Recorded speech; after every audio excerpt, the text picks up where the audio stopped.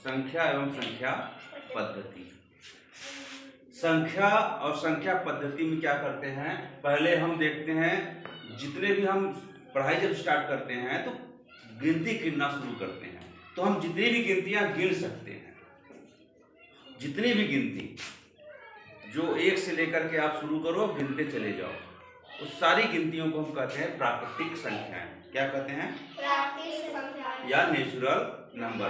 कहने का मतलब all the counting numbers are called natural numbers. एक से लेकर के, एक से गिनती शुरू करो, 2 3 4 5 एकदम गिनते चले जाओ अनंत तक, जिसका अंत तक नहीं हो सकता। सारी गिनतियां जो है क्या कहलाती हैं? प्राकृतिक संख्याएं कहलाती हैं। उसके बाद दूसरा आता है पूर्ण संख्याएं। कैसी संख्या? पूर्ण संख्या। जितनी संख्याएं हम गिनते हैं, हम गिनती एक से शुरू करते हैं, उसी में एक संख्या जीरो और मिला दो, शून्य को मिला दो, मतलब शून्य को लेकर के, शून्य को मिला करके जितनी भी संख्याएं एक से लेकर के अनंत तक होती हैं, वो सारी क्या संख्या कहलाती हैं? पूर्ण संख्याएं। मतलब एक से लेकर के अनंत तक की जितनी संख्याएं हैं वो कैसी संख्या हैं? एक से अनंत तक की संख्याएं कैसी संख्या है? प्राकृतिक संख्या या नेचुरल नंबर। शून्य से लेकर के अनंत तक की संख्या क्या कहलाती हैं? होल नंबर या पूर्ण संख्याएं। बात में आ गया? अब एक चीज और देखो इसमें, जो चाहे हम जब प्राकृतिक संख्या देखते हैं तो प्राकृतिक संख्या में सबसे छोटी प्राकृतिक संख्या क्या है? एक है। एक से छोटी प्राकृतिक संख्या नहीं हो सकती, ठीक है? और सबसे बड़ी प्राकृतिक संख्या क्या है? अगर हम कहें सबसे बड़ी प्राकृतिक संख्या 1000 है, तो क्या 1000 के बाद एक को जोड़ दो और 1001 हो जाएगा, है ना? फिर हम कहें 1 लाख है, तो 1 लाख में और एक जोड़ दो, फिर वो बड़ा हो जाएगा उससे, है ना? 1 करोड़ कहो, उसमें भी जोड़ दो। मतलब हम गिनते चले जाएं, गिनते चले जाएं, गिनती का अंत नहीं होगा। हम कहें हम धरती को लिख दिया, सारी गिनतियां पूरी धरती पे छाप दिए, गिनती गिनती गिनती लिख दिए, ये सबसे बड़ी गिनती होगी। अरे भाई धरती छोड़ दो, अगर आसमान पे लिखने लगे, है ना?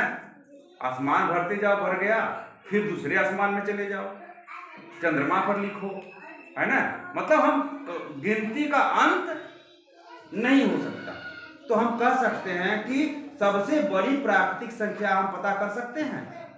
जैसे ही हम पता करेंगे सबसे बड़ी प्राकृतिक संख्या, उसमें एक और मिला दोगे तो फिर वो छोटी हो जाएगी। समझ रहे हो बात कि नहीं?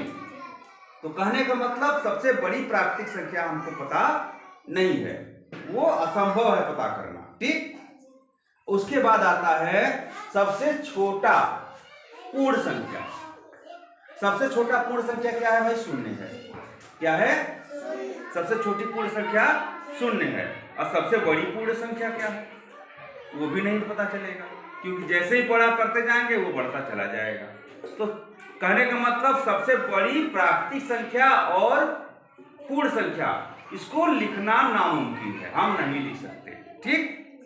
लेकिन सबसे छोटी प्राकृतिक संख्या 1 है और सबसे छोटी पूर्ण संख्या क्या है? शून्य है। अब हम एक चीज और देखते हैं कि जो भी प्राकृतिक संख्या है या पूर्ण संख्या है ना, वह क्या करती है? अपने पूर्ववर्ती संख्या से एक ज्यादा होती है। जैसे अगर हम कहें 2 जो है, ठीक, वह जो है अपने पहले पूर्ववर्ती संख्या क्या है उसका? 2 का पूर्ववर्ती 1 है। पूर्व माने पहले, 2 के पहले का संख्या क्या है? 1 है ना? तो अब हम 1 देखते हैं, वह जो 2 है वह 1 से क्या है? 1 गिनती ज्यादा है। मतलब जो हमारा प्राकृतिक संख्या है, कोई भी प्राकृतिक संख्या है, वह अपने पूर्ववर्ती संख्या से 1 ज्यादा होता है। अगर हम कोई कहे ऐसा कि कोई ऐसी प्राकृतिक संख्या जो कि अपने अनुवर्ती संख्या से कम होगा कि ज्यादा? अनुवर्ती माने बाद वाला। जैसे अगर हम कोई संख्या ले लिए 2, ठीक, तो वह उसका अनुवर्ती संख्या क्या होगा? 3, है ना?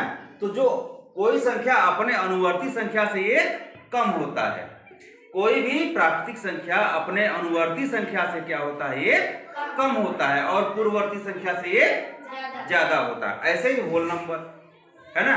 अब होल नंबर में ये शून्य है, लेकिन इसका पूर्ववर्ती तो कोई है नहीं, ठीक है। लेकिन अगर एक देखें या दो देखें, ठीक है, तो इसका पूर्ववर्ती एक है तो इससे एक ज्यादा है दो, इसका अनुवर्ती 3 है उससे एक कम है 2।